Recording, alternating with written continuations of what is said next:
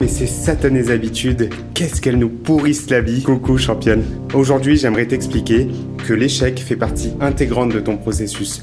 L'échec nourrit finalement notre passion et notre désir de vouloir se transformer. Quand on a envie de changer sa condition physique, sa composition corporelle, de se remettre au sport ou d'accomplir une tâche importante pour nous dans notre vie, il faut qu'on apprenne à affronter des moments d'adversité, des moments de doute, de remise en question. Et on pense toujours que, à un moment donné, Eureka, une méthode, un livre, une pilule ou quelque chose va être le déclic. En réalité, toute transformation demande un travail profond. C'est très important de le comprendre, tout simplement parce que ce n'est pas qu'une question de talent, ce n'est pas qu'une question de déclic, c'est une question en réalité de travail et d'affronter ce qu'on appelle la tempête. On va affronter une tempête, c'est toujours cette envie, ce désir qu'on a en profondeur, cette envie de changer et aussi finalement ces petits démons, ces petites voix, ces mauvaises habitudes qui se sont ancrées et installées depuis de nombreuses années, qui sont là à nous chuchoter à l'oreille, mais quand est-ce que tu vas craquer?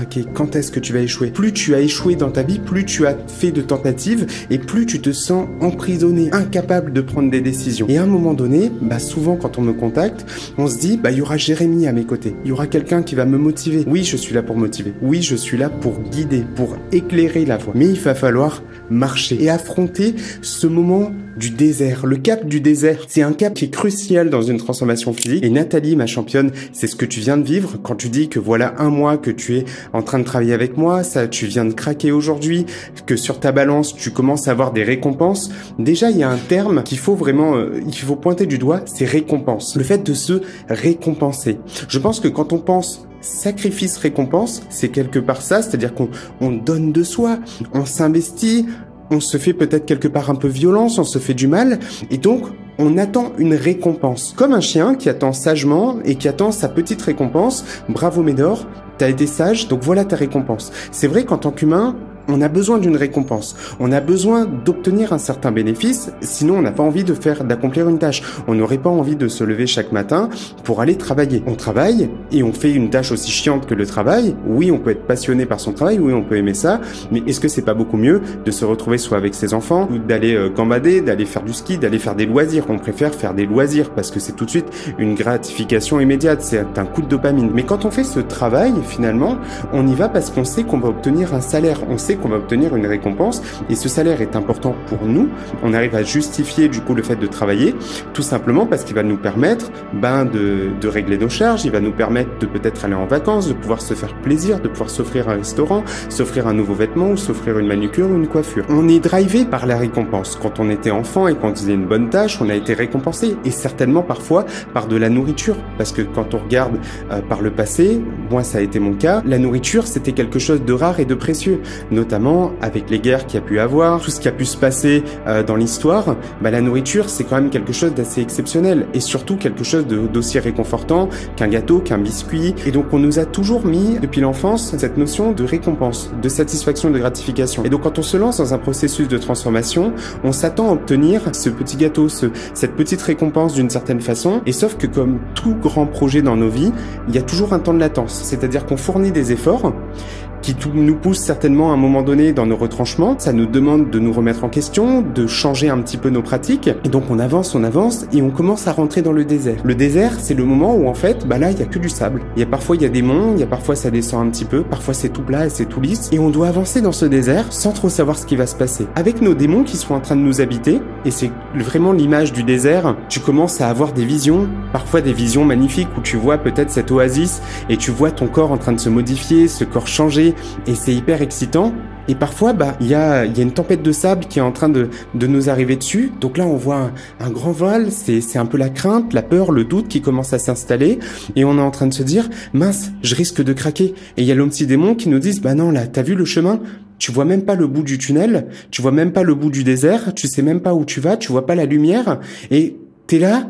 Et qu'est-ce que tu fais? Tu arrêtes d'avancer et finalement, tu te fais ensevelir de sable parce que tu es resté au même endroit ou finalement, et c'est là que je pense que c'est important de se sentir soutenu et d'avoir un accompagnement ou de s'entourer de gens qui nous tirent vers le haut, et finalement, une personne qui va te dire « suis-moi ». Avance, ne lâche pas. Peut-être que là, tu es face à cette tempête de sable, elle t'arrive dessus, ça te fouette un petit peu le visage, c'est pas très agréable, mais c'est ce démon. t'es en train de faire la paix avec ce premier démon qui est en train de te souffler à l'oreille que tu vas échouer. T'avances, tant bien que mal, ça t'empêche de t'ensevelir et ça te permet d'avancer jusqu'à la fin de cette tempête. Et la vie est faite de tempêtes. Parfois, c'est des tempêtes qui ne durent que quelques secondes. Par exemple, quand t'as une envie compulsive de nourriture, juste le fait de ne pas craquer, c'est affronter cette tempête. Et après, quand tu passes à autre chose, t'es super fier de toi. Tu regardes ce qui s'est passé et tu dis « Waouh, je me suis pas fait ensevelir cette fois ». Et t'avances jusqu'à la prochaine tempête de sable. Il peut être un petit peu parfois déstabilisateur où tu vas te dire « Mince, mon corps, il est pas en train d'évoluer là. Il est pas en train d'évoluer, je suis en train de stagner. » Pourtant, toi, tant bien que mal, tu avances dans ce désert. T'as les genoux qui s'enfoncent un petit peu. Parfois, c'est instable. C'est pour ça que le désert, c'est très puissant, en fait, comme image. Alors que toi, ce qu'il te faut, c'est juste t'accrocher. Être bien équipé, tu l'es. Tu l'es parce que tu acquiers de nouvelles connaissances. De par la pratique, de par le temps et les faits répétés, tu vas te sentir beaucoup plus stable dans le sable. Parce que tu vas trouver tes appuis. Je ne suis pas dans la bonne direction. Donc, il faut que je change de direction. Et tu peux changer de direction à tout moment. En fait, ton but, c'est de faire des ajustements de trajectoire. Ton but, c'est de traverser le désert. Et quand tu as atteint finalement l'autre côté du désert, c'est le moment où tu atteins ta transformation physique. C'est le moment où tu atteins cet accomplissement de soi, peu importe, que ce soit physique, mental, comportemental, que ce soit dans le travail, que ce soit personnel, peu importe. On a tous des objectifs et on affronte tous des déserts. Et même parfois, on est dans plusieurs déserts en même temps, sur plusieurs domaines de nos vies. Mais ce qui compte, c'est de se dire que la finalité, c'est pas d'avoir franchi finalement la ligne d'arrivée au bout du désert. C'est de se dire que nous, on apprécie le processus de jeu d'équilibre. Ça fait partie du jeu. On apprécie d'affronter finalement les moments d'adversité. Le véritable échec, c'est quand on baisse les bras, en fait. Quand on jette l'éponge. En fait, les mirages font partie du jeu. Le fait d'échouer fait partie du processus, mais nous renforce d'une certaine façon. Nous donne un nouvel axe d'amélioration. Nous donne l'opportunité de s'améliorer. Il est à présent temps de vivre l'échec comme une expérience enrichissante. Les gens qui n'échouent pas dans la vie sont des gens médiocres et des gens qui vont donner toujours de bons conseils. Alors là, peut-être que je viens de on va peut-être me tirer dessus, mais si quelqu'un n'est pas au clair avec ce que je dis, c'est très bien, c'est qu'on n'est pas fait pour travailler ensemble. Je suis au clair avec ça, parce que pour moi, les gens qui n'essaient pas, ce sont des gens qui finalement vont donner des grands conseils. C'est des gens qui vont dire, c'est comme ça qu'on doit faire, et qui ont tout compris à la vie, et qui malheureusement vont mourir prématurément. Ils vont pas grandir. Parce qu'en fait, on est toujours de perpétuels apprentis. En fait, quand on commence à vraiment apprendre, on se rend compte qu'on ne sait rien. Et c'est ça qui est passionnant. Et qu'il n'y a pas une façon unique de vivre sa vie, il n'y a pas une façon unique d'atteindre ses objectifs. Notre but, c'est de faire ce travail sur soi, ce travail profond. Se dire, ok, les moments de mirage, ça fait partie du jeu. Les moments où en fait, on va se sentir complètement démotivé ou incapable de faire des choses, c'est pas grave. Il faut se dire, ok, là, je suis face à un problème. Si une personne a déjà résolu ce problème, c'est que je suis capable de le faire. On n'est pas moins bon que quelqu'un. On est tous nés, nus, ignorants, insignifiants, et on a grandi d'expérience de la vie. On a appris à marcher en tombant. On a appris que il fallait pas mettre les mains sur le feu quand on a commencé à se brûler les doigts. Et ce qui est génial quand on est enfant, c'est qu'on tente plein de choses et on apprend très vite. Et quand on devient adulte, on a tellement peur de l'échec, on a tellement peur de ça, qu'on finit par renoncer à ses rêves. On renonce à ses objectifs.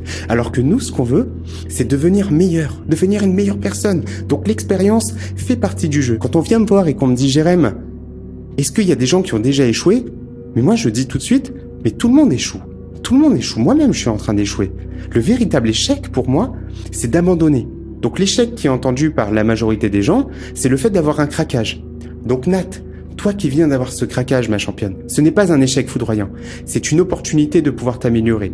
De comprendre que finalement, ce comportement que tu as pu avoir vis-à-vis de l'alimentation vient certainement aussi de l'enfance.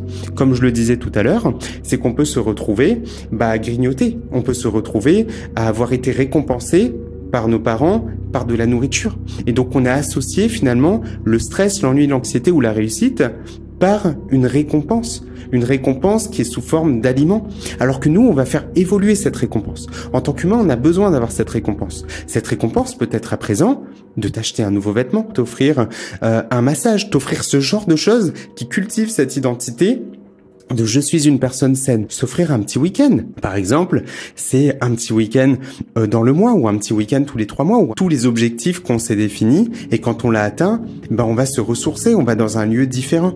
Je pense que chez soi, c'est un peu un cocon. C'est un cocon et un lieu sacré en fait. Un lieu sacré où on va éviter de se décevoir. Un lieu où on va pouvoir être en paix. Donc l'image du cocon est très fort. C'est un endroit qui est plutôt doux, c'est un endroit qui est plutôt agréable à vivre, c'est un endroit où il fait bon de vivre. Et c'est bien rangé, c'est bien organisé. Créer un environnement propice à son succès. Et c'est ça qui est une transformation physique. Une transformation physique demande de prendre le contrôle sur l'ensemble de son environnement. Mais c'est un jeu passionnant.